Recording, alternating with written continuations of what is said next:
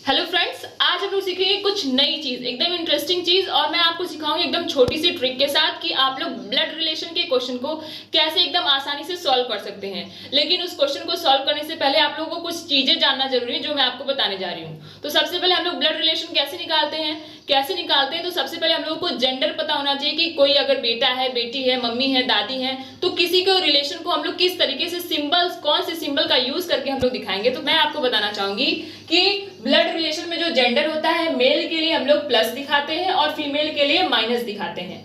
और जैसे जैसे हम लोग अपने जनरेशन के पीछे जाते हैं तो उन चीजों को हम लोग ऊपर लिखते हैं। सपोज करिए कि अगर कोई बेटा है, ठीक है, बेटा हमने यहाँ पे लिख दिया, तो ये तो हो गया पॉजिटिव क्योंकि ये बेटा है। अब इसके पिता इससे ऊपर रहेंगे, कभी भी पिताजी बेटे से नीचे तो रहते नहीं है, तो पिताजी हमेशा ऊपर रहेंगे। अब पिताजी हैं तो ये भी पॉजिटिव ही रहेंगे। आप पिता लिखिए चाहे मत लिखिए, अगर ये ऊपर आ गया तो इसका मतलब ये है कि ये पिताजी ही है, तो ये पिताजी हैं। अब आपको ये याद रखना है कि पिताजी की जिससे शादी हुई यानी कि हमारी मम्मी जी, उनको हम लोग डबल लाइन से दिखाते हैं क्योंकि एक लोग कहते हैं कि पति पत्नी का रिश्ता बहुत ही ज्यादा मजबूत होता है। तो यहाँ पे हम लोग पिताजी की जो पत्नी है, मम्मी जी, उनको हम लोग डबल लाइन से दिखाएंगे।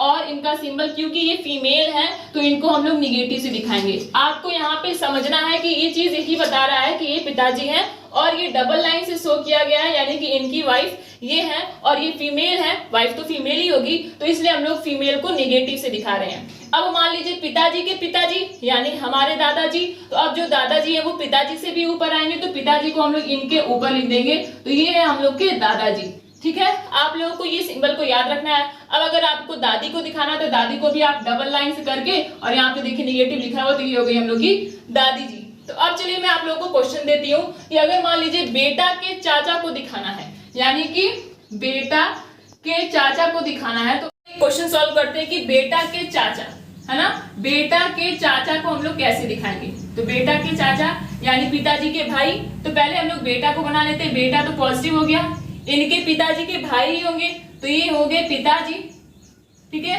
और पिताजी के भाई यानी कि ये है पिताजी के भाई, तो ये इस सिंबल से हम लोग दिखा देंगे। ये सिंबल हम लोग को यही बता रहा है कि इनके बेटा ये हैं और इनके भाई ये हैं। ठीक है, आप लोग को उम्मीद करती हूँ कि ये समझ में आ रहा होगा। अगर आपको देखना हो कि मम्मी जी को कैसे दिखाएंगे, चलिए मम्मी जी को कैसे दिखाएंगे, मुझे अपनी मम्मी को दिखाना तो कैसे दिखाना, मैं एक लड़की हूं तो मैं अपने लिए निगेटिव का यूज करूंगी।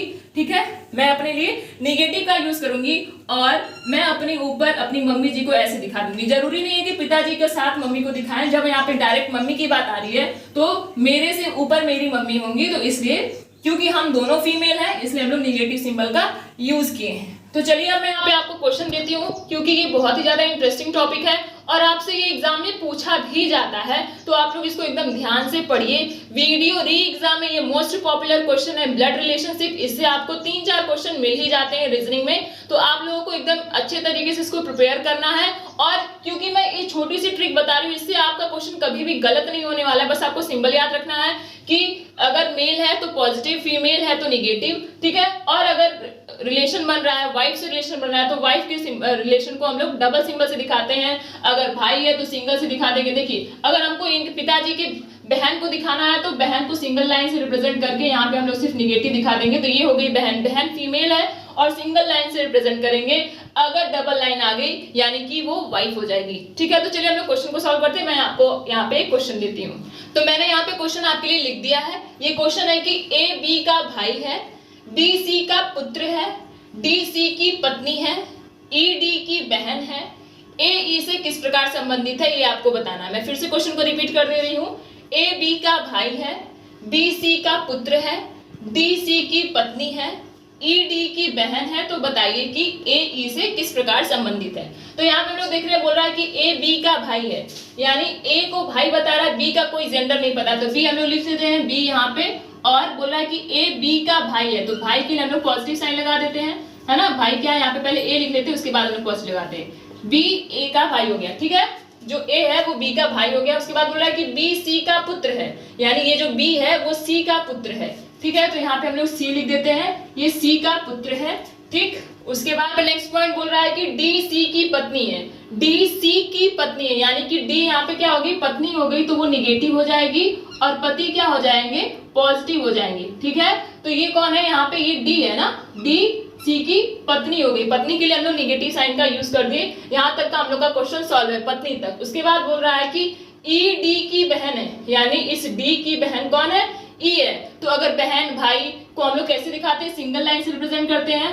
तो यहाँ पे क्या है, ई डी की बहन है, यानी कि ई बहन हो गई। ठीक है, तो बोल रहा है कि ए ई से किस प्रकार संबंधित है। अब ये जो ए है वो ई से किस प्रकार संबंधित है, तो देखिए ये जो ए है वो किसका बच्चा है, सी का बी भी है और ए भी है, यानी ये इनका भी हुआ।